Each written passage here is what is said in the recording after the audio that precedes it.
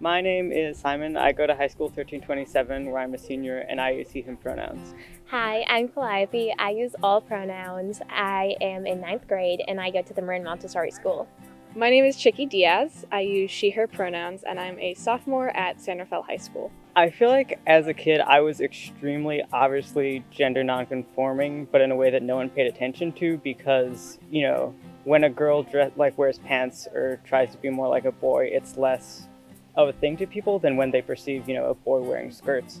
When I was in elementary school, it was very much radio silence about queer things. There was pretty much nothing. I remember one time it was talked about, by my teacher. It was because in this song, there was a line that says, "Oh, how gay you must be," and everyone laughed in class, of course.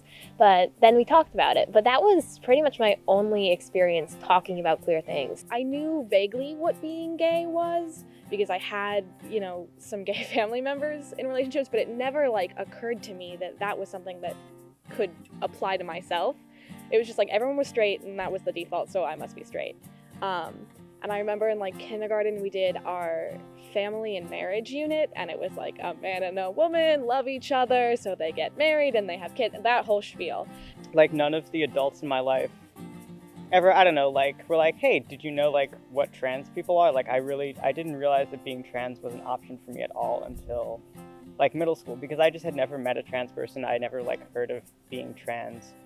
As much as a 7-year-old or a little kid can, I think I had a very clear idea of how I want to express myself, how I want to be, what my gender is, but I just had none of the terms or information to really kind of calcify that or come to a greater conclusion more than just people telling me that I was a tomboy.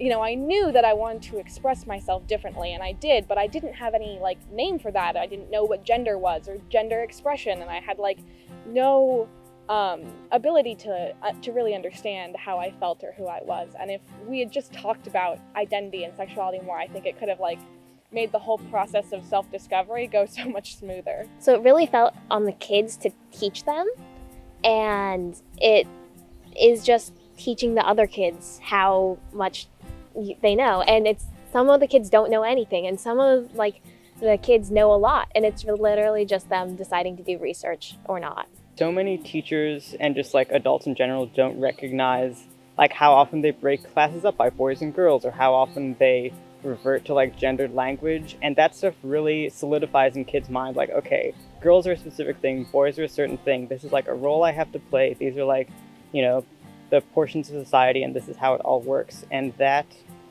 pre-learning of gender roles really, it solidifies when you're a little kid, and that makes it much harder to teach high schoolers not to be homophobic or whatever, because all throughout their childhood they were receiving all these messages about what a boy should be and what a girl should be. LGBTQ plus inclusivity in elementary schools, it doesn't look like a big thing. I think it's just talking about families come in different shapes and sizes, people can love whoever they want, people can be whoever they want. A lot of these concepts also are beneficial to everybody. It's not necessarily just for LGBTQ kids. Everyone benefits from knowing that they can wear what they want and be who they want. So one thing I do to work with the Spahr Center is I'm part of the high school fellowship, where we meet once a week and we work on curriculum and presentations and panels, and we're also doing this. It's really fun. Right, we just helped launch a LGBTQ curriculum guide, and we did a panel for that a few days ago, and that was really cool to work on. We are working specifically to improve infrastructure because there is a real lack of gender-neutral bathrooms in high schools, and specifically gender-neutral locker rooms. We're doing a lot of work to try and improve the way that schools are structured kind of from the ground up, and not just do patchwork solutions to one kid needs a key to the gender-neutral bathroom, so let's get them that.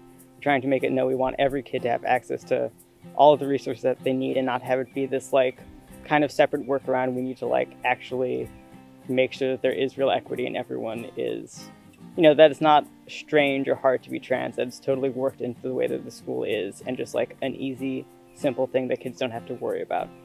We're meeting with principals, school boards and stuff to start, implementing new practices, getting gender neutral bathrooms, training teachers, and working to implement long-term change. It's not just gonna, help the students there now, but will hopefully create environments that are, safe and helpful to all LGBTQ plus students in the future.